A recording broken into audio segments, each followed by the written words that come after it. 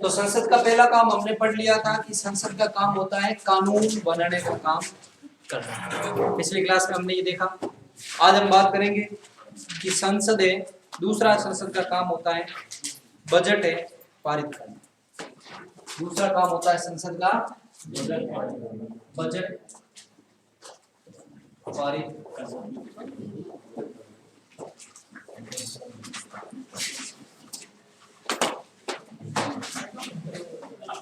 जब हमने पढ़ा कि संसद के 3 सत्र होते हैं, एक होता है बजट सत्र, एक होता है शीतकालीन सत्र और एक होता है मानसून सत्र। ये तीनों ही चीजें हमने पढ़ी। तो बजट सत्र में हमेशा क्या है, बजट पेश किया जाता है। अनुच्छेद 112 ये कह रहा है, अनुच्छेद 112 क्या कह रहा है,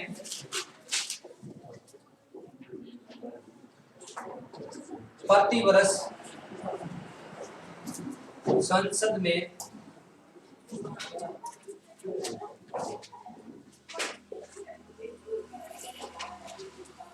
प्रतिवर्ष संसद में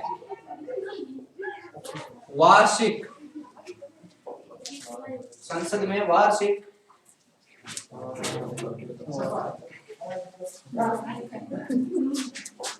प्रतिवर्ष संसद में वार्षिक वित्तीय विवरण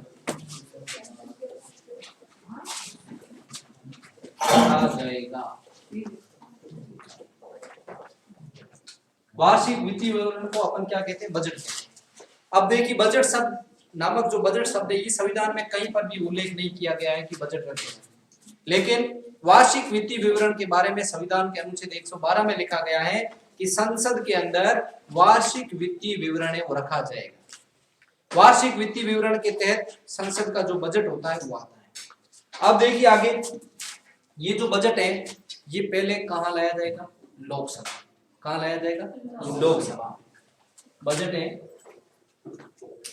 पहले कहाँ आएगा, लोकसभा में। इस बजट में क्या होता है, इस चीज को समझिए। बजट में होता है कि जितने भी विभाग होते हैं, जब भी सरकार का बजट आता है हर वर्ष में, और ये बजट सत्र में आता है। कब आता है, बजट सत्र। आपको पता है बजट सत्र कब चलता है, बजट सत्र ये फरवरी से मई के बीच में चलता है। और जो वर्ष होता है, वित्तीय वर्ष होता है भारत में, वो वित्तीय वर्ष कहां से शुरू होता है, भारत में वित्तीय वर्ष कितनी तारीख से शुरू होता है, कोई बता सकता है आप में से? भारत में वित्तीय वर्ष कितनी तारीख से शुरू होता है? 1 अप्रैल से 31 मार्च तक वित्तीय वर्ष कहां से होता है, 1 अप्रैल से लगा करके 31 मार्च तक। तो ये जो बजट सत्र होता है ये फरवरी और मई के बीच में आता है। अब जितने भी विभाग होते हैं, वे विभाग क्या करते हैं कि जब बजट लाया जाता है उससे पहले अपनी मांग करते हैं। बजट में क्या करते हैं, मांग करते हैं। जितने विभाग है सब विभाग मांग करते हैं कि हमें इतने पैसे चाहिए ताकि हम इस एक साल में अगले वित्तीय वर्ष में काम करा सके। यानी 1 अप्रैल से 31 मार्च तक हमें इतने पैसों की आवश्यकता है। ये मांग सरकार के सामने रखी जाती है। तो सरकार क्या करता है, जो उन्होंने मांगे की, क्या उन मांगों को मान लेगा? सरकार के द्वारा उन मांगों को मान लिया जाएगा क्या? नहीं माना जाएगा। उसके लिए सरकार क्या करेगी कि वास्तव में इनको जो पैसे चाहिए वो वास्तविक रूप से चाहिए या ऐसे ही मांग रहे हैं। इसके लिए एक समिति का गठन करेगी, जिस समिति का नाम है प्राक्कलन समिति। ये समिति क्या करती है, जांच करती है। प्राक्कलन समिति जांच करती है कि जिस विभाग के मंत्री ने जितने पैसों की मांग की है, क्या वास्तव में इतने पैसे इनको चाहिए नहीं चाहिए। बहुत सारे विभाग होते हैं, समिति रह गई एक, इसलिए 1 अप्रैल से पहले तक ये जांच नहीं कर पाती। तो सरकार के सामने बहुत बड़ी विपदा आती। फिर बजट इनको देना जरूरी, क्योंकि 1 अप्रैल से इनके खाते में पैसे डालने पड़ेंगे। मंत्रियों के खाते में बजट आ जाएगा, जो भी जिस विभाग का मंत्री है उस विभाग के पास पैसा आ जाता है और 31 मार्च तक एक साथ डाला जाता है। अब 1 अप्रैल से, यानी पिछला जो पैसा है किसी मंत्री को मिला है पिछला, अगर उसने 31 मार्च तक खर्च कर दिया तो ठीक है, अन्यथा 31 मार्च के बाद में खाता हो जाएगा जीरो, जो है वो चले जाएंगे। और 1 अप्रैल को खाता क्या मिलेगा, जीरो मिलेगा। 1 अप्रैल को सरकार को क्या डालने पड़ते हैं, सभी विभागों में पैसे डालने पड़ते हैं। और वो पैसे वो विभाग द्वारा मांग की जाती है कि हमें इतने पैसों की आवश्यकता है, इसलिए सारे पैसे तो डाले नहीं जा सकते। इसके लिए एक समिति बनाई जाती है कि वास्तव में इनके द्वारा जो मांगे की जा रही है क्या हकीकत में इनको इतने पैसे चाहिए या नहीं चाहिए। उस समिति का काम होता है, उस समिति का नाम होता है जिसका नाम है प्राक्कलन समिति। वो इसकी जांच करती है। ये क्या करती है? जांच करती है कि वास्तव में इन्होंने जो मांगे की है उतने पैसे इनको चाहिए, इस विभाग को नहीं। अब विभाग बहुत सारे होते हैं इसलिए ये समय पर जांच नहीं कर पाती है, इसलिए संसद क्या करती है? अनुदान करती है। अनुच्छेद 116 में इसका उल्लेख है। अनुदान के तहत क्या होता है? अक्सर जब तक समिति की जांच नहीं आती है तब तक जितनी मांग की गई है उसका 1/6 भाग है वो 1 अप्रैल तक उनके पैसे खाते में डाल दिए जाते हैं। जितनी मांग की गई है उसका 1/6 भाग, लगभग 1/6वां हिस्सा है वो पैसा डाल दिया जाता है। पूरा नहीं, 6वां हिस्सा पैसा है उस विभाग के खाते में डाल दिया जाता है। अब ये प्राक्कलन समिति जांच करती रहती है और जैसे जैसे विभागों की जांच आती रहती है वैसे वैसे सरकार इनके अंदर पैसे डालती रहती है। इस तरीके से ये बजट तैयार होता है और बजट में मांग होती है। एक होता है विनियोग विधेयक।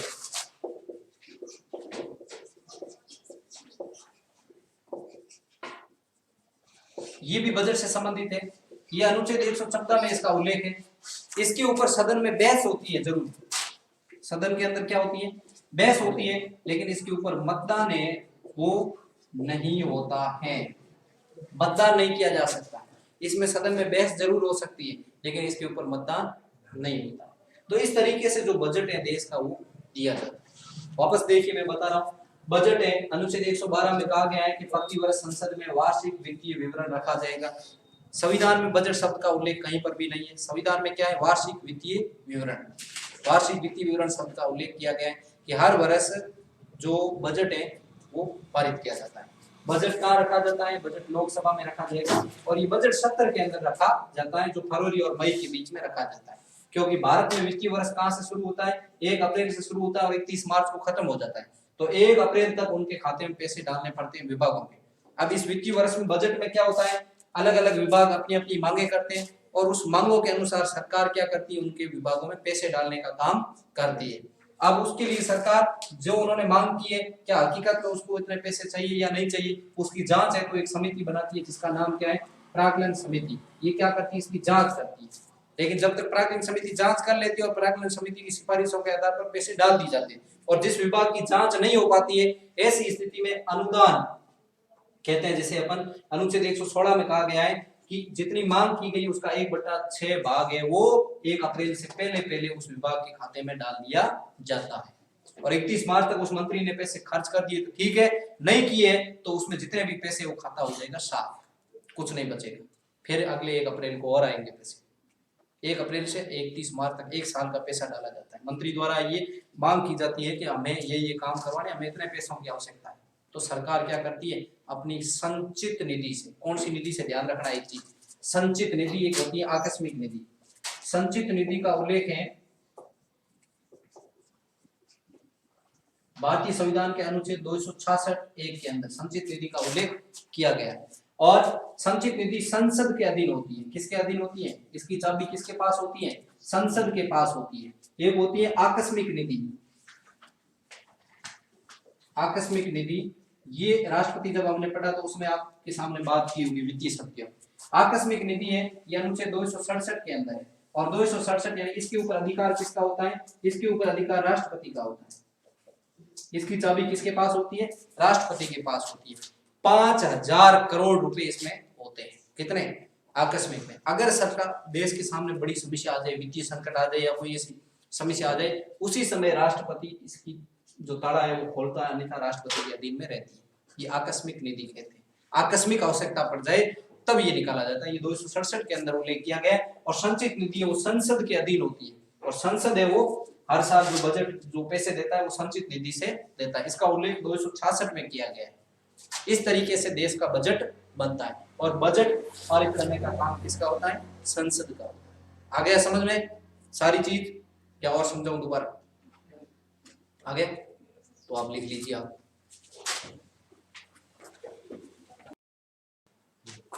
पहला बजट कब लाया गया? पहला बजट 1860 में लॉर्ड कैनिंग के समय लाया गया, लॉर्ड कैनिंग द्वारा प्रस्तुत किया गया। पहला बजट 1860 में लॉर्ड कैनिंग द्वारा प्रस्तुत किया गया।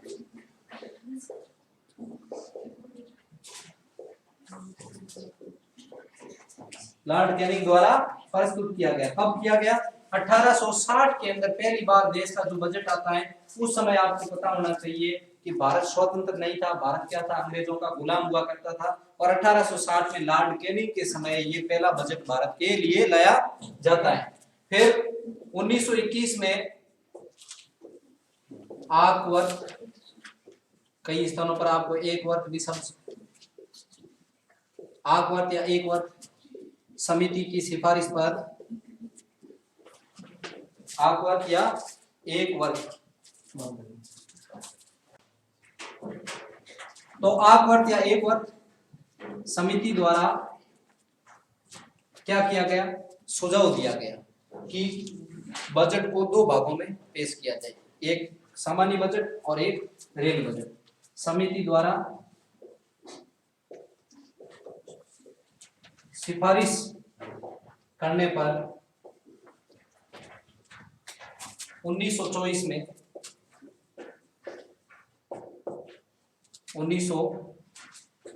में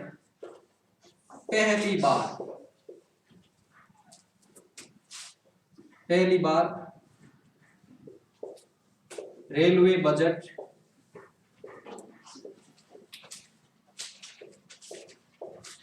पहले पारित हुआ, वह सामान्य बजट बाद में।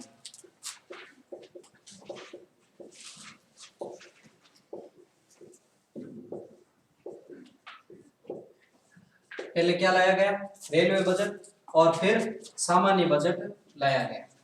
उससे पहले जो पहली बार बजट आया था वो कैसा बजट था? सामान्य बजट था, यानी एक साथ आया था सब। लेकिन एक समिति ने सिफारिश दी कि रेलवे के लिए पहले बजट प्रस्तुत किया जाए, उसके बाद में सामान्य दूसरे मुद्दों को लेकर के बजट लाया जाए। अब ये परंपरा है, ये 1924 से लगा करके 2017 तक चली आ रही थी। हमेशा पहले रेलवे बजट लाया जाता था और उसके बाद में क्या होता था? सामान्य बजट आता था। लेकिन 2016 में एक समिति बनती है, 2016 में विवेक देवराय समिति की सिफारिशों पर, विवेक देवराय समिति, नीति आयोग के सदस्य भी ध्यान रखना, विवेक देवराय समिति के सिफारिशों के आधार पर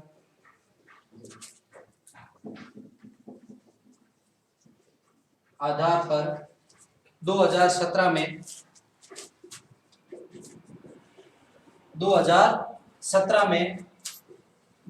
बजट को वापस सामान्य बना दिया गया। सामान्य नहीं, अब रेलवे बजट अलग से कुछ नहीं होता है, लेकिन 2016 तक रेलवे बजट पहले आता था और दूसरे वाला बजट बाद में आता था। इस समिति की सिफारिशों के आधार पर 2017 में ये हो गया कि अब रेलवे बजट अलग से नहीं होगा, एक साथ ही आएगा। वापस बजट को वापस सामान्य बजट बनाया गया। रेलवे बजट नहीं आकर के अब एक ही बजट पारित होता है, उसमें रेलवे वगैरह सब साथ में होता है। लेकिन पहले क्या हुआ था? आकवर्त या एक वर्त समिति की सिफारिशों के आधार पर 1921 में इसने सुझाव दिए और 1924 में क्या हुआ? रेलवे बजट अलग से हो गया। रेलवे बजट अलग से पारित होता था और सामान्य बजट अलग से होता था। लेकिन पहली बार बजट लाया गया, वो कब लाया गया? भारत में 1860 के अंदर। ठीक है, पहली बार रेलवे बजट यानी बजट से रेलवे बजट अलग से कब पारित हुआ? तो 1924 में। बंद कब हुआ? 2016 तक ये चल रहा था, 2017 में फिर वापस सामान्य बजट आ गया। अब भारत में पहली बार, स्वतंत्र भारत में पहली बार बजट किसने रखा उसकी हम बात करेंगे, लेकिन उससे पहले षणमुख शेट्टी थे, उन्होंने क्या रखा था? पहली बार बजट रखा। इससे पहले आप इस चीज को लिखिए फटाफट।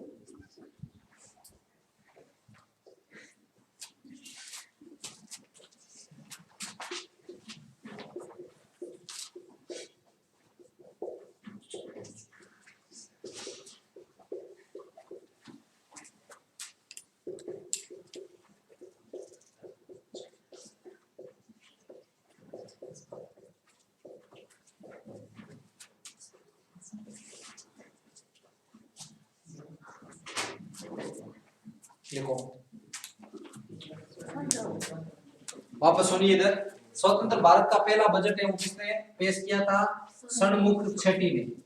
षणमुख छेटी थे, यानी 15 अगस्त 1947 के बाद जो पहला बजट आया था वो षणमुख छेटी ने पेश किया था। गणतंत्र भारत का पहला बजट यानी 1950 के बाद, गणतंत्र कब बना भारत? 26 जनवरी 1950 को बना, क्योंकि 26 जनवरी 1950 को देश का संविधान लागू हुआ था। तो गणतंत्र भारत का पहला बजट है वो पेश किसने किया था? जॉन मथाई ने पेश किया था। प्रश्न पूछ लिया जाए कि स्वतंत्र भारत का पहला बजट किसने किया? तो षणमुख छेटी। और गणतंत्र भारत का पहला बजट जॉन मथाई। जबकि भारत में सबसे पहले बजट कब लाया गया? 1860 में लॉर्ड कैनिंग के द्वारा। सर्वाधिक बार बजट किस व्यक्ति ने पेश किया? तो मोरारजी देसाई ने पेश किया। कितनी बार? 10 बार। और भारत में बजट कौन पेश करता है? तो वित्त मंत्री द्वारा पेश किया जाता है। विपक्ष द्वारा बजट पेश करने के बाद विपक्ष द्वारा लाए जाने वाले प्रस्ताव।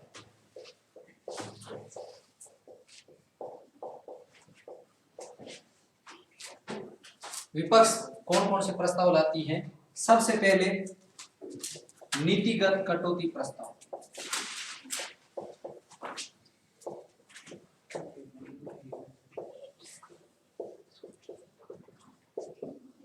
दूसरा सांकेतिक कटौती प्रस्ताव। तीसरा मितव्ययता कटौती प्रस्ताव। ये 3 प्रस्ताव लाए जाते हैं और विपक्ष द्वारा ये प्रस्ताव ला करके सत्ता पक्ष को सुझाव दिया जाता है। इन प्रस्तावों के माध्यम बजट पेश करने के बाद विपक्ष द्वारा लाए जाने वाले प्रस्ताव, और इसमें सुझाव किसको दिया जाता है? सुझाव दिया जाता है, वो सुझाव किसको देते हैं? सत्ता पक्ष को। अब आप इसको सुन करके आश्चर्य होगा, ये कैसे प्रस्ताव? विपक्ष पहला प्रस्ताव लाता है नीतिगत कटौती प्रस्ताव, यानी बजट में 1 रुपए की कटौती की जाए। बजट में 1 रुपए की कटौती की जाए।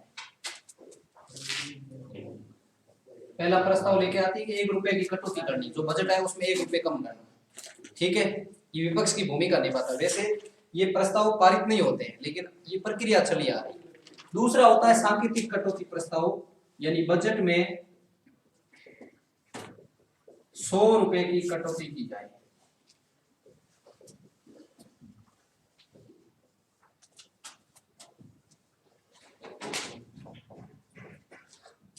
और तीसरा होता है विपक्ष को खर्चा कम करने का सुझाव देने हेतु होता है मितव्ययता कटौती प्रस्ताव, यानी सत्ता पक्ष को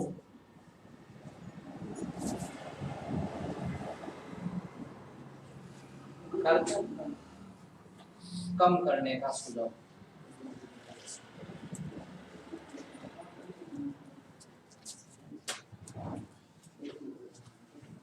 खर्च कम करने का सुझाव दिया जाता है इन प्रस्तावों के माध्यम से। पहला प्रस्ताव क्या होता है? अब देखिए, ये प्रस्ताव लाता कौन है? तो विपक्ष लाता है, सत्ता पक्ष नहीं लाता है। और सत्ता पक्ष को इन प्रस्तावों के माध्यम से क्या दिया जाता है? सुझाव दिया जाता है। सबसे पहले आता है नीतिगत कटौती प्रस्ताव, यानी बजट में 1 रुपए की कटौती की जाए। क्या लाता है कि आप जो बजट ला रहे हैं उसमें 1 रुपए कम करो। दूसरी बात, सांकेतिक कटौती प्रस्ताव लाया जाता है, उसका मतलब है बजट में 100 रुपए की कटौती की जाए।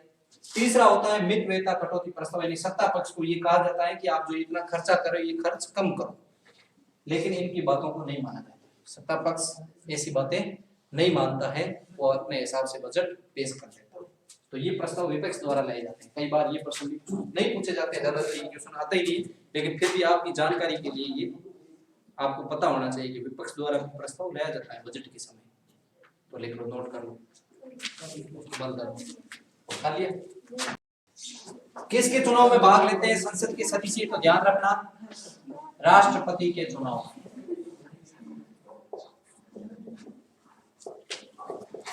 राष्ट्रपति के चुनाव में, उपराष्ट्रपति के चुनाव में,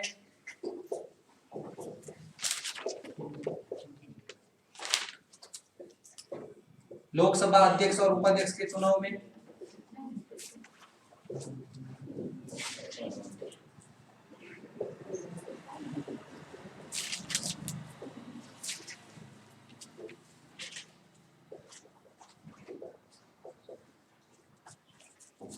और चौथी बात राज्यसभा के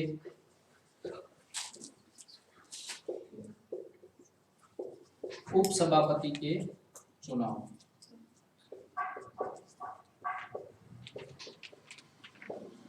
ये इनका चुनाव कौन करते हैं? संसद के सदस्य ही करते हैं। राष्ट्रपति के चुनाव में भी भाग लेते हैं, उपराष्ट्रपति के चुनाव में भी भाग लेते हैं, लोकसभा अध्यक्ष और उपाध्यक्ष का चुनाव लोकसभा के सदस्य करते हैं, तो इसका मतलब वो क्या हो गया? संसद का हिस्सा हो गया।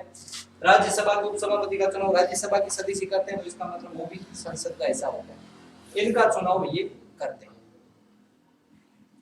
अगली बात, चुनाव के बाद में क्या होता है? पद से हटाने से संबंधित, पद से हटाने का काम। संसद के सदस्य पद से हटाने का भी काम करते हैं। एक नंबर, राष्ट्रपति को ये पद से हटा सकते हैं, उपराष्ट्रपति को हटा सकते हैं। 3 नंबर, CAG नियंत्रक एवं महालेखा परीक्षक को हटा सकते हैं। 4 नंबर, सर्वोच्च व उच्च न्यायालय के न्यायाधीश, सर्वोच्च व उच्च न्यायालय के, इसका नाम है नियंत्रक एवं महालेखा परीक्षक, नियंत्रक एवं महालेखा परीक्षक। इसके अलावा सर्वोच्च व उच्च न्यायालय के न्यायाधीशों को, सर्वोच्च न्यायालय और उच्च न्यायालय के न्यायाधीशों को भी हटाने का काम कौन करते हैं? संसद के सदस्य करते हैं। संघ लोक सेवा आयोग के अध्यक्ष व सदस्य,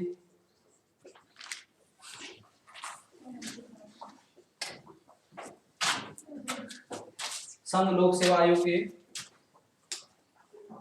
अध्यक्ष व सदस्यों को ये हटा सकते हैं। संघ लोक सेवा आयोग के अध्यक्ष व सदस्यों को हटाने का काम करते हैं। इसके अलावा आयुक्तों को भी हटाने का काम करते हैं। इस तरीके से संसद के सदस्य इन सारे लोगों को हटाने का काम करते हैं। ठीक है, ये सारी चीज आपकी समझ आ गई होगी। और अब हमारा जो संसद की, कल हम पढ़ेंगे, अगला टॉपिक है वो संसद की जितनी भी समितियां हैं उसके बारे में उल्लेख करेंगे। उसके बाद अपना संसद का टॉपिक कंप्लीट हो जाएगा, फिर अपन चलेंगे सर्वोच्च न्यायालय। आज के लिए इतना ही, धन्यवाद।